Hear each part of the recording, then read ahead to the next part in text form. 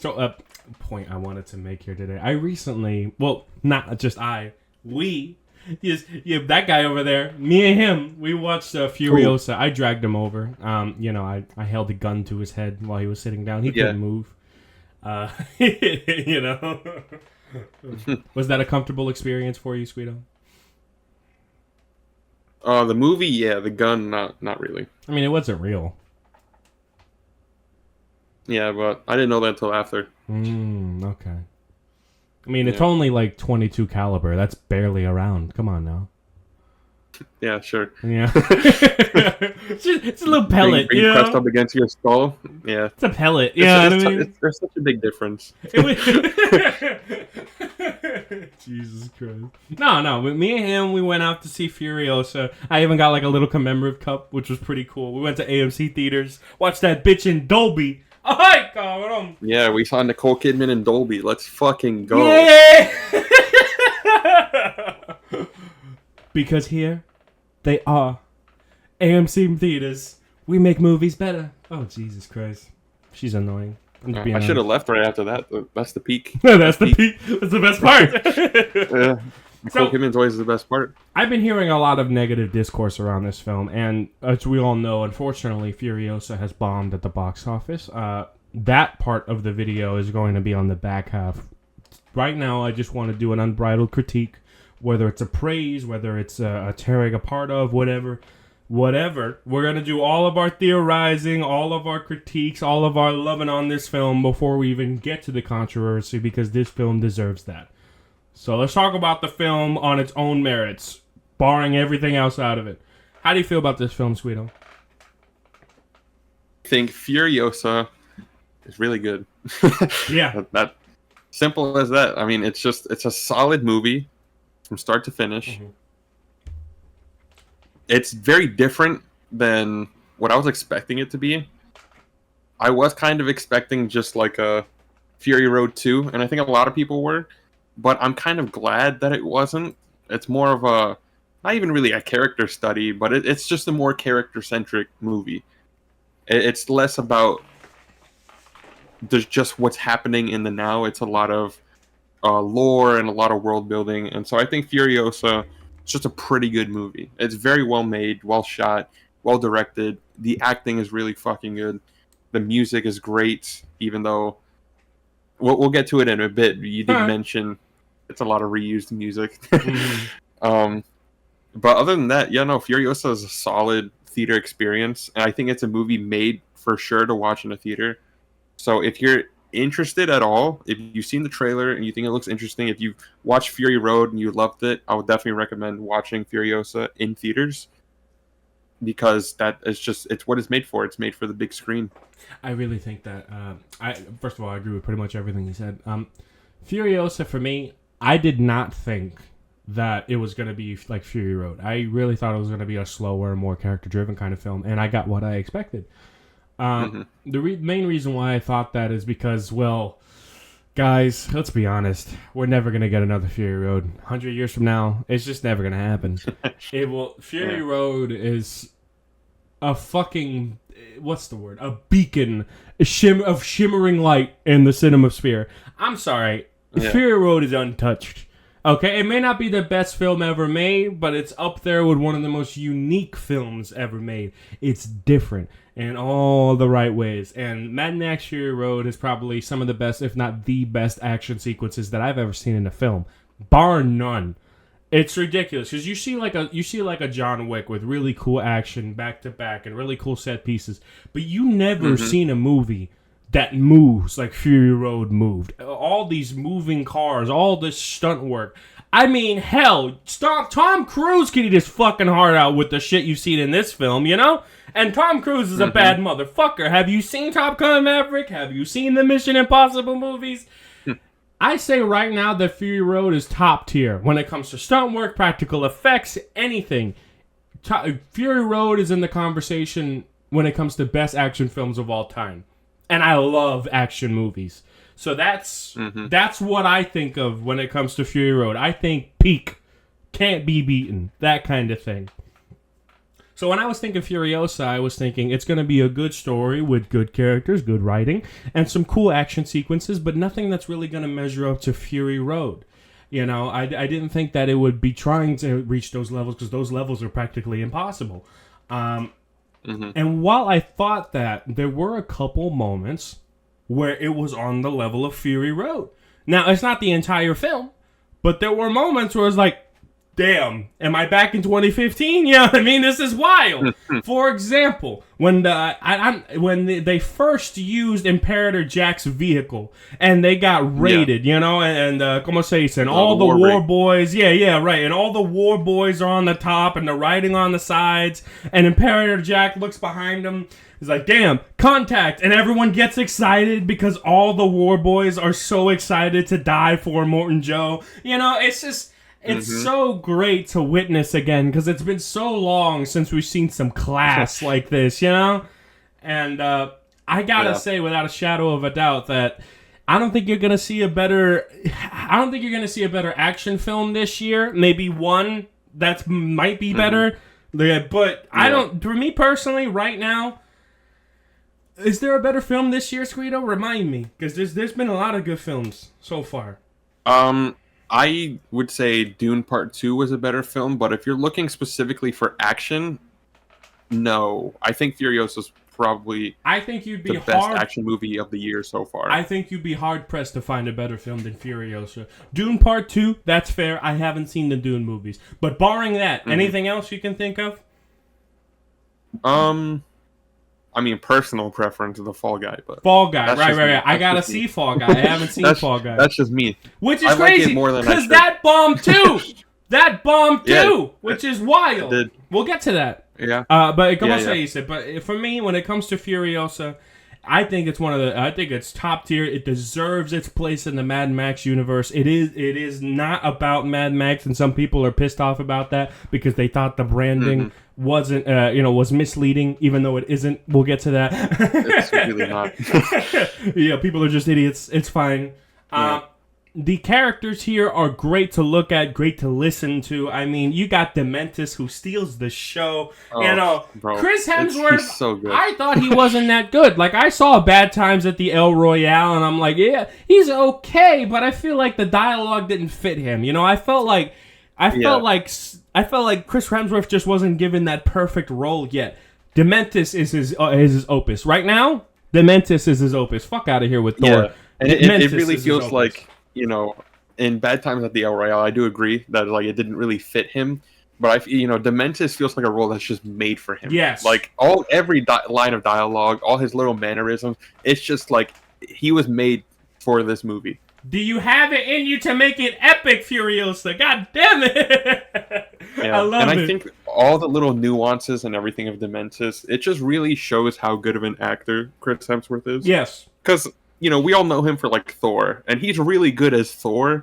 But when you get to a certain point where he's had 4 solo movies and he's done all the Avengers, it gets to a point where you're just kind of like, all right, can he do anything that's not Thor? Right. And then now you watch Furiosa and you're like, all right, this is like the opposite of Thor. It's very different than Thor. Very much so. I mean, and here's the thing, right? Dementis is not a good human being in any stretch of the line. He is a piece of shit. But one of the best things about Dementis, I'd say, is his kind of arc throughout the film. Even though it's not really relayed to you too well, mainly because this story is about Furiosa. That's fair. Is that Dementis cannot rule over a kingdom that is not constantly involved with war. Just like how he says at the end of the movie, how he's dead inside, is that he's chasing sensation, something to keep him alive. He can't lead a group of killers. He can't lead a civilization. He leads a group of killers. He needs to be in constant mad dog war. That's how he lives. He needs to feel those sensations. So that's why he was never really any good at leading. Gastown? He was never good at leading Gastown. Because he's not, it's not known for him to be leading an entire city that's not constantly involved in war. He's involved with peace, and it doesn't make sense to him. And he slowly unfurls throughout the film until eventually he instigates for war against the Morton Joe, because that's what he is. And I think that's something that they don't show too much of, and that's fine because you can extract that from him pretty easily, you know. Yeah. So I really think. Yeah, I like that. Go ahead. A lot of the politics in the movie kind of feel like it's just in the background. Like when I say politics, I mean the conflict between like Dementis and Morton Right. Joe. Like we see a good chunk of it, but there's also a lot of it that is just like it's just happening in the background. Like it would be like maybe a throwaway line where Scrotus says something that's just like, "Oh, he's driving gas down into the dirt," you know? Right. Just like little lines like that, and I really like that Where if because you're it adds paying to attention, the world. if you're fully immersed, you hear those lines and you start thinking about it immediately. He's like, oh, okay, he's doing this. Okay, so that's how Gastown's doing. Okay, what's Bullet Town doing right now? And then you hear a throwaway line, or you see the leader of Bullet Town. It's like, okay, they're doing good. Like if you're if you're immersed in the world, those little lines are like pieces of gold in the sand. You know what I mean? It's great. Yeah. So You just jump at any little world building you can get. Right. Any piece of lore. You're like, what's happening? What's happening? Right. And the thing is, like, you know that like these towns are going to be okay because you've seen Fury Road. But it's still really cool to see the world kind of unfurl a little bit by little bit. Like, for example, we understood that the War Boys were crazy to die for Morton Joe, and we saw multiple examples of that where they would sacrifice themselves when they were near death. You know what I mean? It's like, oh, fuck it, I'm going to go anyway. We never saw a moment where it's like, I'm perfectly healthy. Morton Joe has ordered me to die to set an example. Fuck it. And then he goes and does it. Like, if just because Morton Joe said so. You know, you are awaited. That little scene shows how crazed Morton Joe's followers are compared to Dementis' followers, where it's all just really about mutual gain. You know. Mm-hmm. Yeah, I understand that we hadn't really seen the war boys outside of war. Exactly. Dementis' followers think of Dementis as a good leader. Morton Joe's followers see him as a god, and that's the difference. Yeah. You know. Yep. I mean, the Morton Joe's outfit really shows all about it. I mean, he has the plastic shell, he has the trophies on his shoulder, he has the big skull respirator. All that's meant to show him as larger than life. You know what I mean? He's the god amongst men. And so, once again, I know those details were in Fury Road, but it's still really cool to see here and in more vivid detail. We got to meet Scrotus, which is fucking awesome. I love Scrotus in this movie. He was funny. You know? Played by the hater from Fury Road, which is amazing. Oh man, bro, that guy who was constantly being hated throughout the entire film. Like when that one guy who sacrificed himself, witness me, he blows himself up. Everyone's cheering, witness, and then that one guy's in the background, mediocre, more soft, mediocre. It's like, dude, he just died. What's wrong with you? Oh man. Just so I'm glad to see Scrotus be coming back. Apparently, he was the main antagonist of the video game. That's true. Yeah, Scabrous Scrotus. That's was wild. His name. Dude. Mad Max put a chainsaw on his head, and dude fucking lived. Because he's just that dude, you know. He's just a beast. He took a chainsaw to the skull, and the chainsaw is still there too. When he lived, they didn't take it out. It's Jesus just there, Christ. like implemented into his fucking skull. They just haven't taken it out. Hey, that was man. Crazy. It's just crazy. We like that. We like that shit. I noticed they had Rictus in here too, and they made Rictus horrible in this movie. Like first of all, I like seeing Rictus. He's a big dumb idiot, right? Except when Anya Taylor-Joy's character, Furiosa, when Furiosa gets like captured by a Morton Joe, he's not even captured. He's traded by Dementis. Which is crazy. Yeah, right? It's like, this is Little Her D. And the organic mechanic. Yeah. No, let me preface the conversation. So Dementis just rolled up to a Morton Joe's gates and said, fuck you, give me everything. And then the Morton Joe's like, no, fuck you. And then he throws a war boy at him and they start throwing explosive spears. Eventually, Dementis is like, shit, I gotta have a chip to bargain. So he goes over to Gastown, invades Gastown, ransacks it, now he runs it. And so now he comes back to a Morton Joe with a chip to trade. Basically, it's like, hey, you give me this and Morton that. Joe's brother. We're not going to blow up Gastown. And yeah, he holds his brother. That kind of thing. After the whole negotiation side of things, is like, listen, all right, I'll up your rations. Morton Joe's like, okay, I'll up your rations. I'll do trade with you, but you need to give me the girl. Little D, which he told Morton Joe that it's his daughter, but really it's just some poor daughter of the mother that he killed. Yeah. And I need the organic mechanic, which I love the organic mechanic, by the way. I remember him in Fury Road. He's funny. You know? Yeah, he is. Oh, geez. So, anyway, como se dice? All this to say, great side characters, great moments in between big action set pieces. I don't feel like, even though this was a 2.5 hour film, I'm thinking about it and I can't find any fluff. Like anything that was shown, the only thing that I wish is that there was more shown of it. That's it. Yeah. I can't really think of any fluff in the film. It's like, oh, that was unnecessary. Oh, I didn't need to see that. I don't. Yeah. Throughout the whole film, all I'm thinking is show me more. I want to see more. You know? Mm-hmm. I think one of the biggest moments for me, the parts that I wanted to see more of, was the 40-day war. You know, and I understand that it's not about the war; it's about Furiosa's story. But I mean, they hyped it up. Like they were hyping it up. It's like Dementis, he's coming back. It's gonna be a big war. It's gonna be a big battle. And then they just kind of skip over it. Like they did kind of linger a lot on the whole feud between Immortan Joe and Dementis, right? And so just for it to be snapped away. Yeah, as soon as like it gets ramped up and you're like, okay, shit's gonna go down, and then the narrator comes in out of fucking nowhere. There was a 40-day war, and then all of a sudden we're at the fucking end of it, and it's like, all right. Now I'm so not. Dementis got his ass kicked. Right, and now I'm not saying that you need to showcase a 40-day war. This is already a 2.5 hour film. Yeah. I'm saying that you don't need to make it a 40-day war. You can have it be one battle. You know, just one massive honestly, battle. The way they lay it out too feels that way. Because the first thing you see before they just say there's a 40-day war, so Dementis' troops are all heading towards the Citadel, and then Immortan Joe's war party is also heading, I believe, they were going to converge at the Bullet Farm, so, I guess, because that's where Dementis was coming from. So and then go ahead. It's just skipped. Right. So it's like we basically see the two parties charging at each other, and then it's just that's it. Well, what it was that what it was that okay, so Gastown, oh my god, he just blew it up. Guys, we have to go attack. We have to go now. And then Furiosa's like, no, it's a trap. Don't send your war party over there. And then Morton Joe's like, okay, leave the majority of the people here. Me and a few other people are gonna go over there and act like we're heading to Gastown. So once they start heading over to Gastown, Dementis sees it. He starts coming over to Immortan Joe's. And then once people see that Dementis was faking us out, they call him back. And then like, oh shit, big war's going to start. Dementis versus Immortan Joe. And then they fade transition.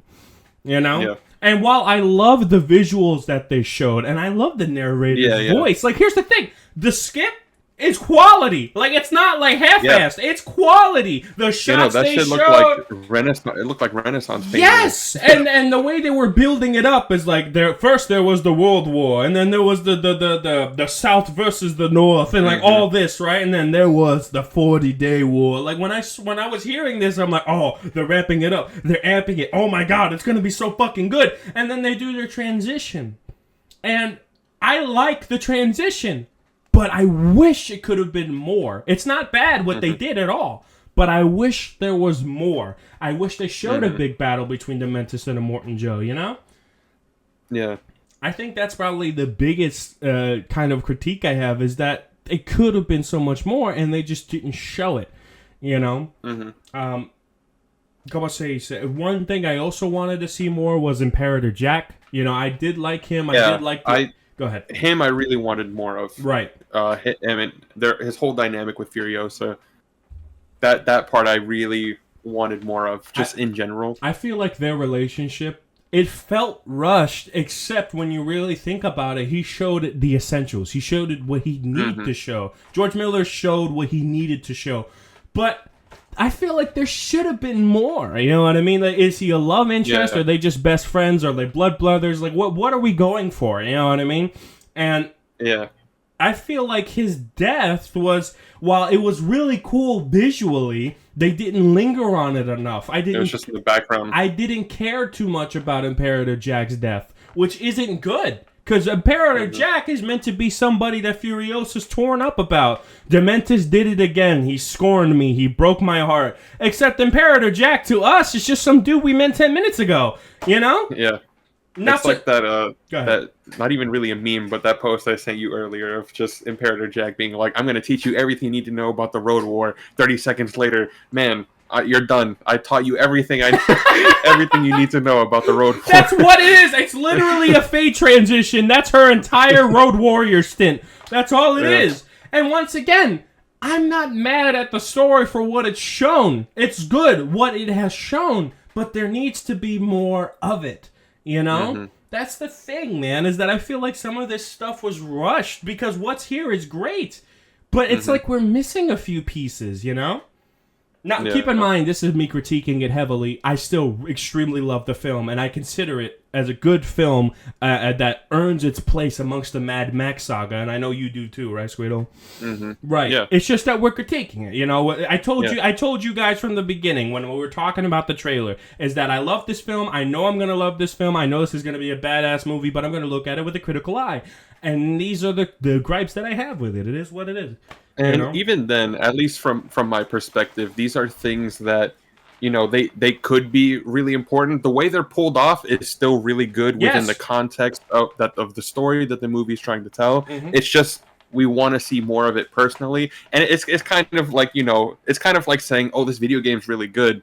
I just want more of it. Right. And that's kind of what it is with Furiosa. Exactly. This movie's really good. I just want more of it. I just wanted more. I wanted to see more. I felt like it was balancing a lot of things, and it kind of threw some things to the wayside to tell a stronger story or a better story in George Miller's eyes, except that I think more story about Immortan Joe or the war between Dementis and Immortan Joe would have still been peak cinema. You know what I mean? So I would have wanted to see more of that. But you know, I'm not even saying unfortunately. It's just George Miller decided to go this way. And I wish we did the other stuff as well. And unfortunately, George Miller apparently has a third story that he hasn't presented yet. But he says it all depends on how Furiosa is going to do. And, well... yeah. It's Mad Max The Wasteland is apparently the name of the next story he wants to do. Really? Yeah. So we have a name for it, and it's apparently focused on Max. As opposed to Fury Road, where it was Furiosa and Max. Apparently this one's just going to be Max.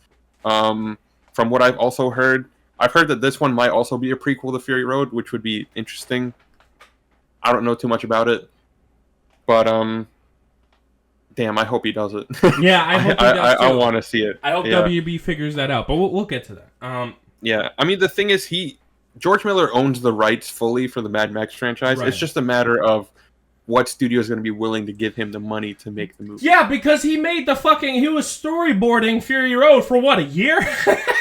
He was Something doing like it. They was doing didn't it even by have a script. He was doing it with one other person, just storyboarding it, putting it together himself with one other person because apparently the people he was working with ran out of money, something like that. This is the equivalent. Fury Road is the equivalent of George Miller pulling his fucking bootstraps and digging out of the massive hole that he was in. That's all that was. It was 10 years of fucking perseverance and hell and production. Exactly. Yeah.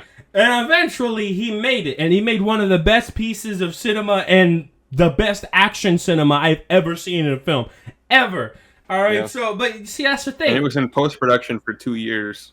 Which is wild. Yeah. Yeah. I was watching a whole video on the whole behind-the-scenes production of Fury Road. It is just... how that movie exists and is as good as it is a miracle. Yeah. Because the actors didn't even have a script on set. The entire thing was run by the storyboard. They didn't have a script. George Miller just told them like what to say on the day, and half the time the actors didn't even know what the fuck they were doing. So it was a very frustrating experience for Tom Hardy and Charlize Theron. Mm-hmm.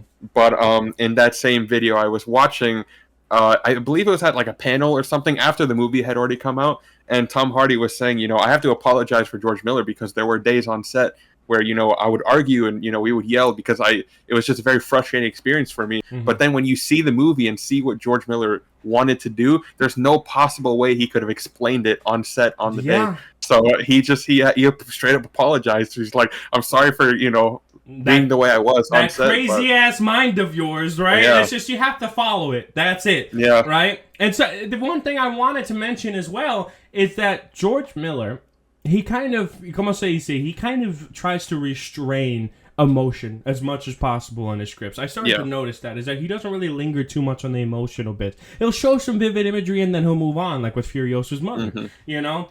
There's one moment that Charlize Theron had to fight him for in Fury Road, and that was the moment where she found out the green place is no longer viable, and she walks into the sand and screams. Just screams out of pure emotion, and that's a moment that she had to fight for. George Miller didn't want to do it.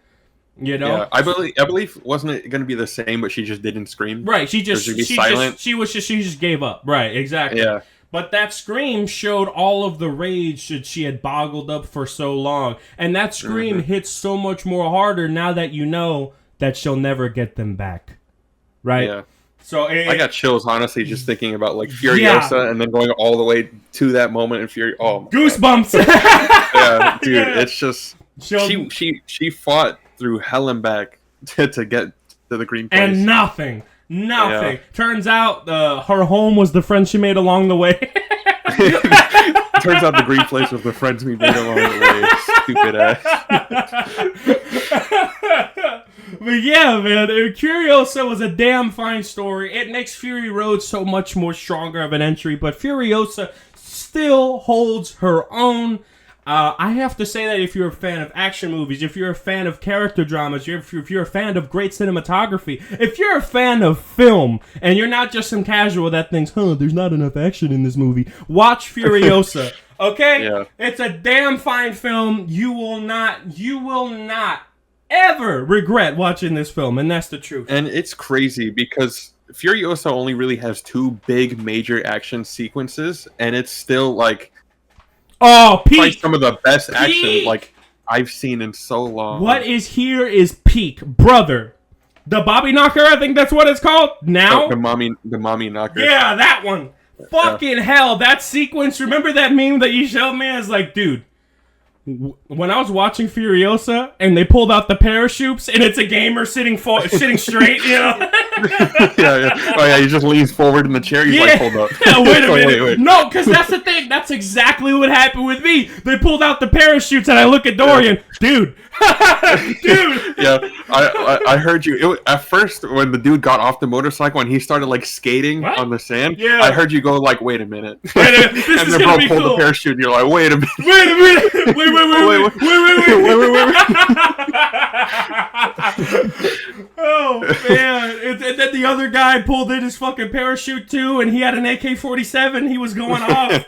Oh my god! No, didn't he have a minigun and then he switched to his AK? Something like that. Whatever it was mad, bro. Oh my god. Yeah, that whole war rig sequence is some of the best action in so long. Which, you know, to be honest, I kind of wish George Miller was more liberal with the music.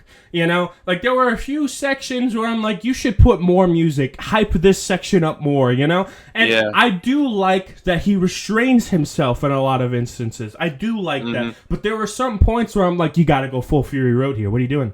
More music, you know what I mean? Yeah, I think that war rig sequence is definitely one of them where he should have gone all out. I like the bullet farm sequence without music. Yes, because there's stakes. There's a lot more stakes. Yeah, a lot more stakes, and it's a very tense moment. So it's just like, okay, like no music makes that shit feel more dangerous. When you hear nothing but the gunshots, it's But there are some moments where I think there should have been more music. For example, when Imperator Jack's about to fall off a cliffside and Furiosa throws a grappling hook at him for him to grab, they only used one musical flourish, the whatever it was. They should have done another one and lingered on that moment. It's like, is he gonna die right here? Because we don't know Imperator Jack. We don't know him. We don't know if he dies or lives or whatever, even though he probably will die, right?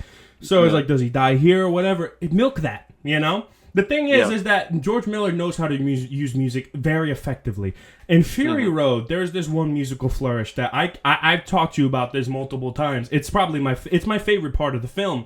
is when near the end of the movie, Furiosa and the crew, they're all coming back. They're all coming back to Immortan Joe's place, right? And so the war party's chasing them, and eventually one of the war party members eventually gets up to the cab and he pulls out a knife and stabs Furiosa right in the side. When he stabs Furiosa, the music that plays during that scene and the shots that complement it tells you, oh fuck.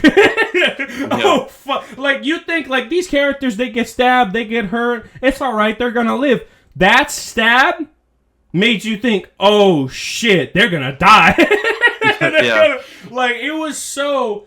The spectacle of it all, those shots that complemented it, the music, just thinking about it gives me goosebumps, okay? So when I see shit like that, it's like, dude, you know how to use the music. You know how to hype up these scenes even more. So when I see some scenes that you should have used more music in, I feel like they're a lost opportunity. Even though I know they're an intentional choice, from my personal subjective view, I think you should have used music a bit more. You know, it's really it's really subdued here.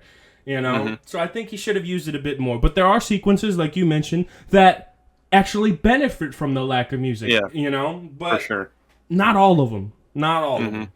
Yeah, and then a criticism I had of the movie when we watched it, I no longer have that criticism after reading a bit more of, I guess, what the vision was for the movie.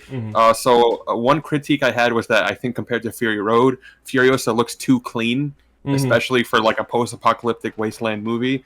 But I was reading that apparently the reason why this movie looks a bit cleaner than, you know, Fury Road does is because it's a way of showing that when the movie takes place is that it's at the height of Immortan Joe's power. Right. So, like things when they first build the war rig, right? The war rig is silver and shiny compared to, and you know, chrome. like the piece of shit. Yeah. Compared to like the piece of shit that's in That's Fury got Road. the That's all dirty and shit. Yeah. Yeah, so it's taken a beating in Fury Road, but then in this one, it's brand new, so it's very shiny, very chrome, and so that's kind of what the whole style of the movie is. It's why it looks a lot cleaner, and so I take that criticism back because it seems to be intentional of just like it looks a lot cleaner and a lot smoother. Yeah, you know, I saw that criticism and I didn't initially agree with it because I wanted to, you know, think about it more and I wanted to rewatch the film. But you're right, with that context, it makes a lot more sense for everything to look cleaner, to look more pristine. Yeah. It's because this isn't 20, 30 years in the future or however long, 10 years, however long in the future. This is prime Immortan Joe. Like everyone's alive, everyone's thriving, you know, that's what that is. Yeah. And Dementis was kind of the beginning of the end. You know, even though it's a long ass end, it's still the beginning of the end. So yeah, and I think really why I had that criticism is because I watched the two back to back, and so it's really noticeable the two different styles that each movie's going for. Very much. And so it feels weird, you know, going from like you watch Fury Road and immediately after watch Furiosa, it's like, okay, whoa, this looks different. Maybe the lack of music is meant to complement Fury Road in more of a way, because Fury Road is kind of like the unfurling of everyone's psyche. Everyone's gone a lot madder. So maybe that's what he was like trying what I to said go for. when we were walking out of. What's up? Yeah. It's like I said when we were walking out of the theater, Furiosa's like Act 1 and 2, and Fury Road's the big Action 3. Yeah, the big third act set piece. It's just a massive fucking. It's a massive part 2. You know what I mean? That's all it is. Exactly. It's just when you really look at it with both movies together, Fury Road is just the final battle. Yeah, it really but the whole movie. But the whole movie. And you gotta love it. You gotta love it, right? But the thing is, it makes the story beats in Fury Road stronger. Like I said, for sure. Yeah. The moment when Furiosa realizes the green place is lost is now. It used to just be really good. Now it's peak. It's literally one of the best moments in cinema history. With the context of Furiosa, it's damn good. Oh my god. I was reading a review also yesterday that it wasn't really a negative review, but this guy didn't really like Furiosa and he was just kind of explaining why. And I don't agree with his review. Yeah, I don't agree with his review, but I respect it. He really talked a lot about how, you know, when you watch Fury Road, there's obviously a lot of hints towards like the relationships and the history and kind of the world, the context of the world that, you know, all these characters kind of have. It's all alluded to, and they don't really talk about it. They don't really go into detail. So you kind of fill those parts with your imagination. And so one of the things they didn't really like about Furiosa for them personally was that it explains a lot of that history and context, whereas in Fury Road, it's, just kind of left to the imagination. And so he kind of didn't like how everything was explained. He kind of liked that ambiguity that kind of surrounded everything. That's fair. Especially if you're looking at it from Max's perspective, because he's just kind of thrown in, Yeah, exactly. He doesn't know who these people are, this isn't his world. Makes sense. Right. Yeah, it makes sense for us not to know everything. So that was a criticism I saw that I don't really agree with, but I respect it a lot because I understand it. Well, because it that's makes part a lot of of the, sense. That's part of the appeal of like horror films, like Alien, for example. You don't know what the alien is. You don't know what the alien's capable of. You barely even know what it looks like. And so that makes the fear a lot stronger because of it. And it could be the same for storytelling. Most of the time, what you can cook up in your own head is better than what you see on screen. Exactly. I think it's an exception for George Miller, though. Because George Miller's mind is fucking paragons above everyone else. I don't understand him. I really don't. Like, for example, how do you name somebody Scrotus? All right? I don't get it. And he's actually Scrotus a good character. And yeah, exactly. And Rectus. And Rectus is a fucking badass with an MG42 with 200 rounds. You know what I mean? It's wild.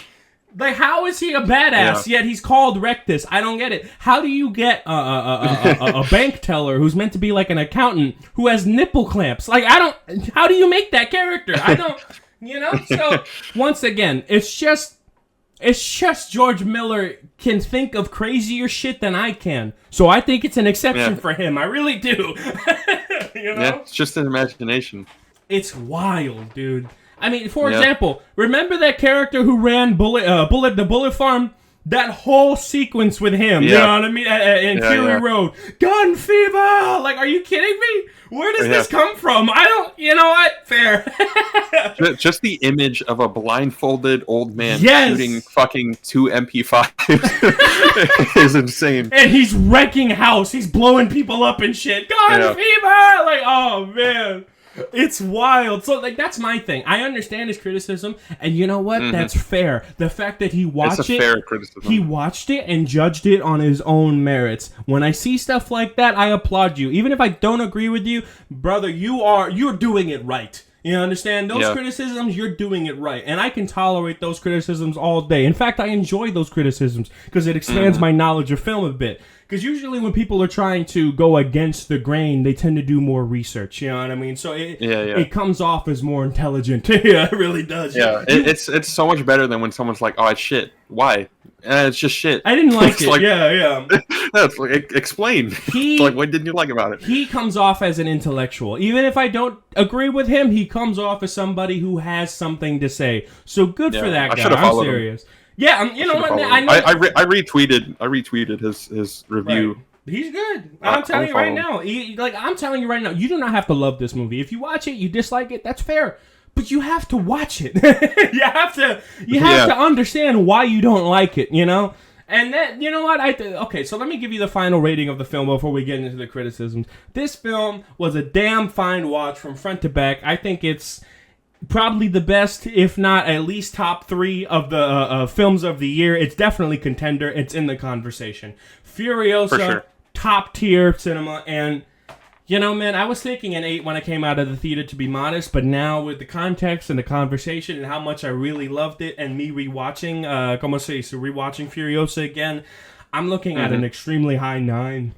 I'm serious. It was a 9 for me when I first watched it. On rewatch, it was still a 9. So, it's a 9. Yeah. It's damn good. So I can say without a shadow of a doubt, we did not touch on every single point of the film. Great visuals, great cinematography, but just go watch it. And you have to watch it because the way that it's going right now, that film is going to die. The film's not going to make enough money. Unfortunately, even this video won't change that.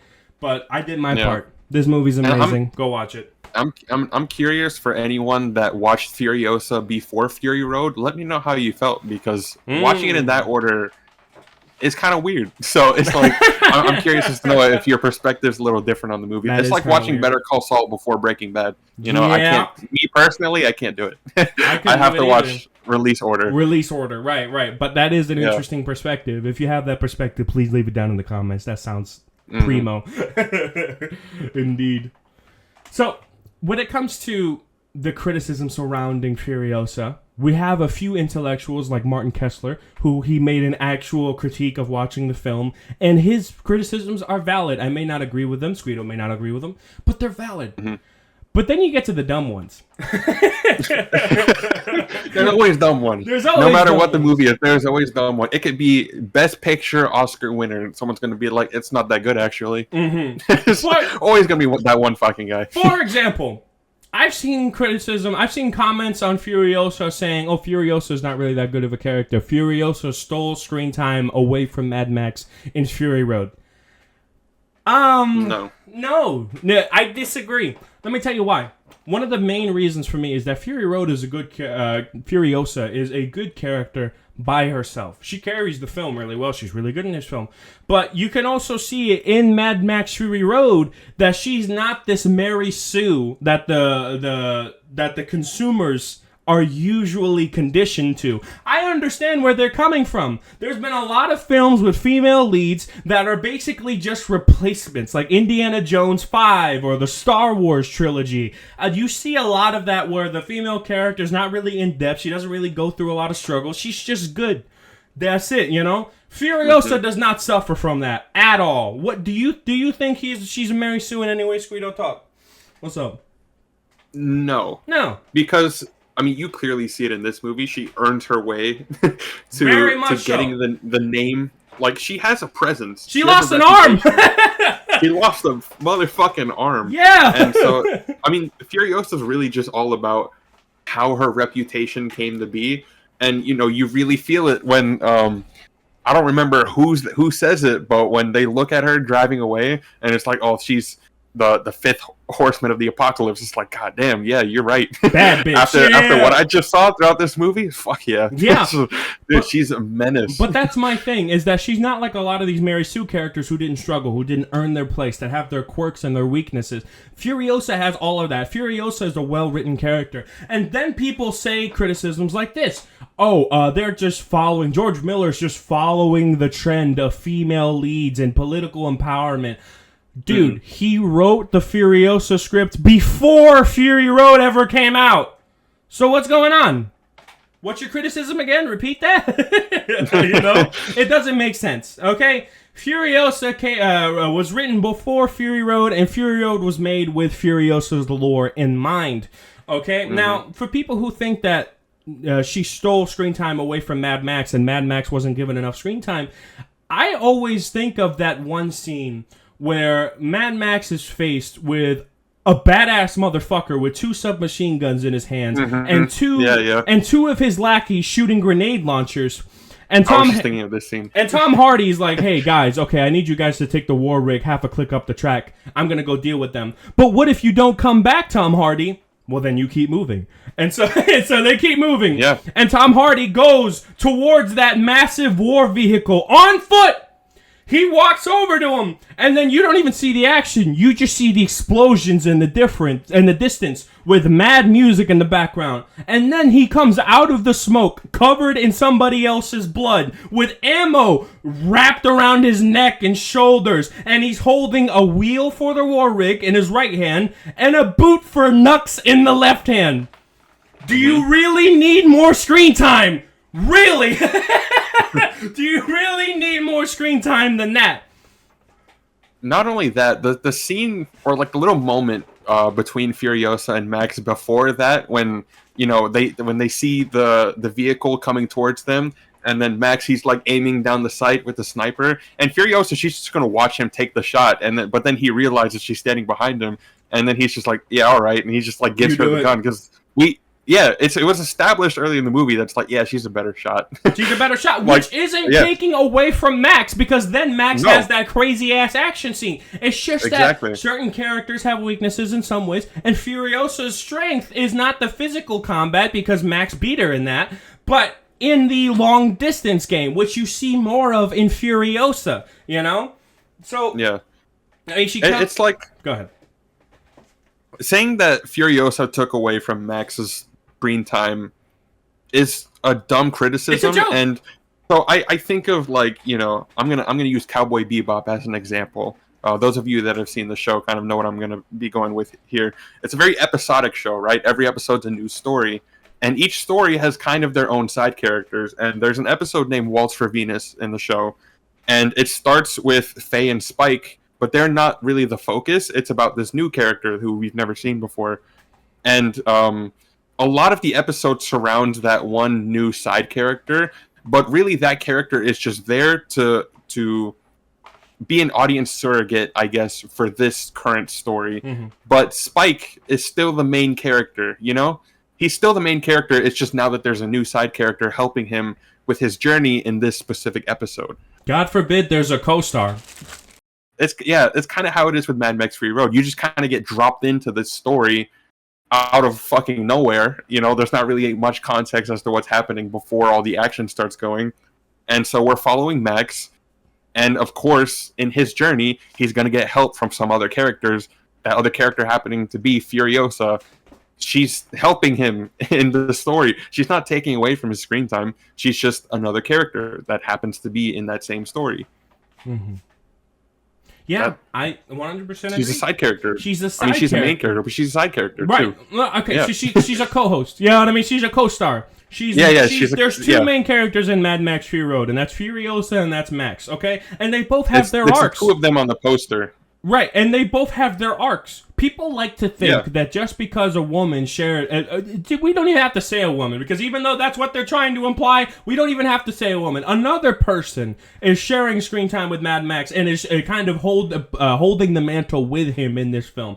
And they act like there aren't 3 other films with Max in it. You know what I mean? Where Max is the main character. You know what I mean? I understand that. And I'm sure those other 3 movies probably have side characters of their own that we haven't seen. Right.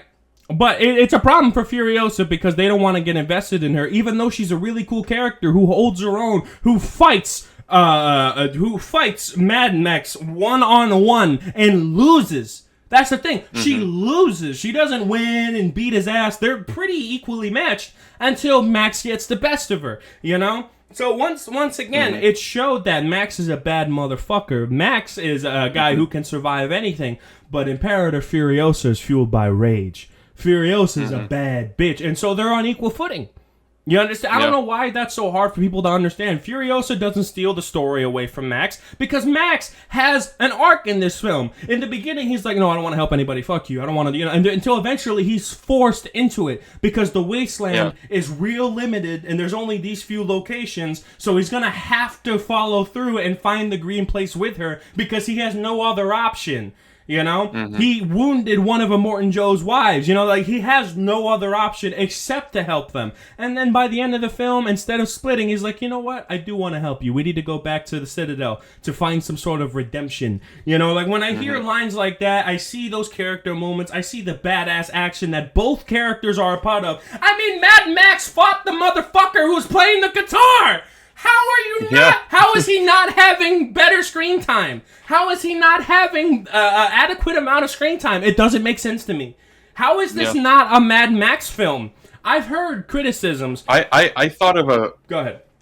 I was going to say, I thought of a simpler way to explain this. Furiosa is like a companion that follows you for this one specific quest line in like a 100-hour RPG game. That's it! That's what she is. She's the companion for this specific quest. Fury Road is one quest out of many, and Furiosa is helping him on this quest. But people find her existence as an insult. Oh, you're taking screen time away from Max. Really? That's it? Y'all aren't looking at the story that's being presented, and you're not consuming it. You're avoiding it, and you only want to hear Max's side. Furiosa is a well-written character who is a badass, all right, but you don't want to ingest her character because you have already watched these 3 other films and you only want to watch Fury Road for Max. Except Fury Road is one of the best action films, and in my personal favorite, best action film ever made, and you only want to enjoy half of it? It doesn't make sense. If Furiosa's taking away from Max's screen time, then also Immortan Joe would be taking away from his screen time. So would Rictus. So would Nut. Right! Yeah. It doesn't make sense to me. Can Max not have a co-star? It makes no sense to me. And so, I don't want to say it's because she's a woman. I don't want to say that because there are actual people who just think they wanted more Mad Max and didn't really care about Furiosa, and that's fair. But there's definitely some of those individuals in those comment sections. I'm just being honest. So, yeah. But that being said, I don't see that criticism that she's taken away from Mad Max. She never took away from Mad Max. In fact, she complimented Mad Max. You can say that one sniper scene, maybe, but I think that's a really limited way of seeing it. I think that was a scene of Mad Max being like, I don't have to do everything. Here you go. You know what I mean? Yeah. He gave it up. So it made sense. And Furiosa's really the emotional core of the story as well. Because again, really like we talked about, Max doesn't really have a stake in the context of what's happening. Because he's crazy. Just there. Yeah, he's just there. Yeah, he's just there. Yeah, like he just happened to show up and like, what the fuck is happening? The thing is, right? We're talking from a perspective of we've never seen the original films, and I'm sure the original films are great. And me personally, I'm sure that the Mad Max films, when I watch them, which will be very soon, I'm sure that I will enjoy every single one of them. They're gonna have their flaws and they're gonna have their strengths, and I'm gonna enjoy every single film. And I have it already on Blu-ray, and I'm gonna think of them as good collections, good additions to my collection, but. One, it's not going to be Fury Road. I don't care. There's no way it's going to be Fury Road. But that's not what I'm going to watch it for. I think they're going to be good. But also, I'm going to think, wow, these films were great. Fury Road complements these films really well. George Miller hasn't lost a step. I think that's a pretty lukewarm fucking take. But then you have these people that are like, oh, there are only 3 Mad Max films. Excuse me? I can't imagine sitting in a theater watching a movie like Fury Road, as good as it is, and then thinking, being like, women, I want to see men. Girls, I want to see men. No, the thing is, right, is that if you truly, I'm sorry, but if you truly think that arguably the best film in your entire collection of films doesn't belong in the collection because it didn't show the main character as much, and that's your sole reason, I don't know, dog. I don't know, dog. Let me add this to you really quick. I can't think of a better film to add to your collection. You could say there's 4 Mad Max films, and that's fair. Because, maybe Furiosa is not your cup of tea, or it's not even about Mad Max. But 3? You really don't want to add one of the best fucking films of our time. You really don't want to add that to your collection. You want to just stick to the originals, fuck a new edition, it's woke, it's political. Really? One of the best action films ever made, and you're not even close to hesitant, you just don't want it to be part of your collection? That goes to show your psyche at the moment. That goes to show your level of IQ. It's ridiculous. I can't imagine. If you hate Furiosa for taking away screen time, but you like Donnie Yen in John Wick Chapter 4, that doesn't make any fucking sense. Yeah. Because they both kind of serve the same narrative purpose. Exactly. It doesn't make sense. You act like you don't have 3 other films to watch. You act like the other Mad Max films don't exist. They're badass films that star Mad Max, and Fury Road tried to do something different. Something that it excelled at. And yet you reject it because it's different. Seems to happen a lot, huh? Yeah. People don't want to judge a film based on the film's merits. They want to judge a film based on their predetermined agendas.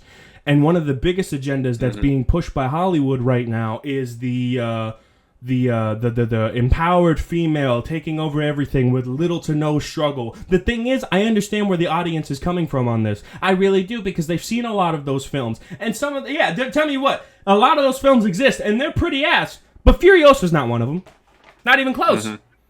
Furiosa shows a badass main protagonist with a badass antagonist who they both have really good arcs, really good story, really good characters, really good everything. Just a really good story crafted by George Miller, who's made the story before any of that shit was actually happening. And people, those criticisms, those things that I just said will fall on deaf ears. They don't care. This awesome film that should be experienced by anybody who loves the Mad Max universe They won't watch Furiosa because they think it follows the same political shit that Hollywood has been trying to pull for the longest time now. The thing is, it doesn't. It just doesn't. But they'll never know that because they're never going to give it a chance. That's it. That's all I have to say. You? Yeah. It's just fucking dumb. that's all it is, bro. It's People tragic. on the internet are just fucking It's tragic. stupid. Yeah. Plenty of people that I know would love to watch this film if it came out 20 years ago. That's it. Yeah. And the fact that this movie's gonna bomb along with Fall Guy, which I hear was a pretty fucking badass and fun action movie, it's tragic. It's a goofy, fun time.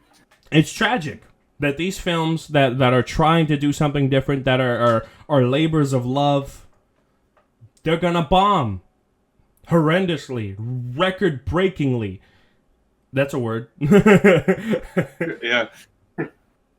How? Not because of the quality of the films, but the current state of Hollywood. And the thing is, right, is I talked all that shit about people who don't want to see Furiosa. The thing is, I don't blame them too much. I blame Hollywood. I blame the bullshit that Hollywood's been trying to cook up for the longest time. If your film doesn't have Marvel on the fucking stamp, it's not rubber stamped by Marvel or a superhero, guess what? It ain't making money unless it was only on $1 million budget. That's it. It's a Marvel stamp or a Disney seal of approval for people who want to be like, oh, I should go to theaters and watch it. It's so fucking ridiculous. The thought of movie theaters is dying. And it's horrible because I go to theaters, like I went to watch Kingdom of the Planet of the Apes. Peak! I love watching that shit on a big IMAX screen. It was an awesome experience that I got to share with Squeedo. And I'm so scared that those experiences are going to go away in a couple decades. People don't want to go out to the theaters anymore. They just, I'll just wait for streaming. Dude, these films are meant to be played on the massive silver screen. But people don't care anymore. And people say, oh, life's hard. Ticket prices are so high. Dude, there's so many screenshots over on Twitter or X, however you call it, where it's like, dude, they got sales. They got monthly subscriptions. You could go and watch these films and enjoy them, but you choose not to, and you wait for streaming because it's easier. It's easier. It's more convenient. But, bro, you as people who enjoy film, I'm not talking about everyday schmoes. People who enjoy film, you need to go out and see it in the theaters. You just have to.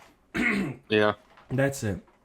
So, Deadpool and Wolverine is breaking pre-sale already records, and no one's going to see Furiosa. It's honestly pretty sad. It's really sad because Furiosa is a damn fine film, and for me personally, I don't see anything beating it this year. I'm watching everything with a critical eye, but I don't think anything's gonna beat it for me this year. I think Deadpool and Wolverine probably has the biggest hope. But you see, that's the thing.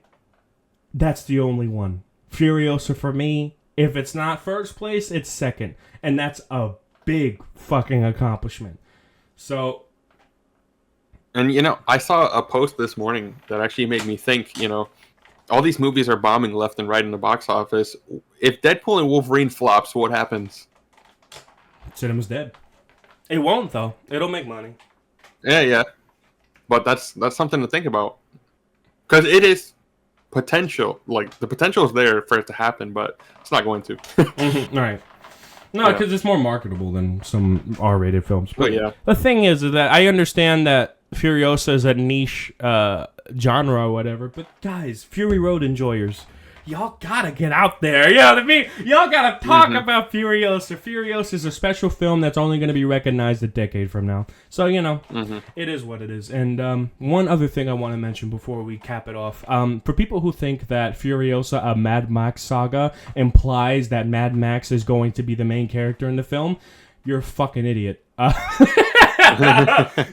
okay. I shouldn't call you an idiot. My apologies. Let me break it down for you. When I think Furiosa, a Mad Max saga, I'm thinking, okay, this movie stars Furiosa, and it's within the Mad Max universe. Not that Furiosa's in this film, but Mad Max is gonna be in it. And that's not what I'm thinking. I'm thinking it's a movie about Furiosa within the Mad Max universe. That's what I'm thinking. I think it's pretty obvious too. But people see Mad Max and they jump to it. Oh, look, they're misadvertising. They're trying to get people into seats because of Mad Max, but because they know no one likes Furiosa. That's stupid. That's the stupidest fucking thing I've ever heard. No, that's not what it is at all. They're just saying, hey, it's in the Mad Max universe. That's it. That's all it's saying. Guys, he's lying to you. Mad Max is the main character, and this movie has just as much action as Fury Road. Go see it. Yeah, you're right. My bad. No, you're right. No, because that'll get more asses in seats. You're right. Yeah. No, actually, guys, Mel Gibson makes a return. Yeah, and then he says anti-Semitic slurs near the end of the film. He becomes the next Hitler. It's great. Yeah, it's so good. Go It's great. It's better than Fury Road. Go see it. Oh, Jesus Christ. Never say that shit again on my podcast, you fucking snake. Just wait for the Kraven the Hunter review. No. Or Venom 3. Oh, fuck me. Jesus Christ. No, Kraven's gonna be Furiosa, let's be honest. Fuck. Yeah. Yeah. Fuck's sake. Anything else you have to say about Furiosa? Nah, just a great movie. Damn fine film that should be watched by anybody. I'll probably watch it again. Yeah, I know I'm going to. I think it's a damn fine film that should be watched by anyone who likes action, great character building, great visual imagery, and just wants to see a crazy motherfucker who spent, I don't know, half a decade working on a film. That's it. Anya Taylor-Joy's hot, so... Hey, there you go! Yeah, hey, if you don't even like movies, but you like hot women, Anya Taylor-Joy, you're welcome. Yeah. Why did we offer her up like that? I'm sorry, Anya. I didn't mean it. Yeah, sorry. Oh, man. All right, that's it. Watch the fucking movie. Stop listening to us talk. Jesus.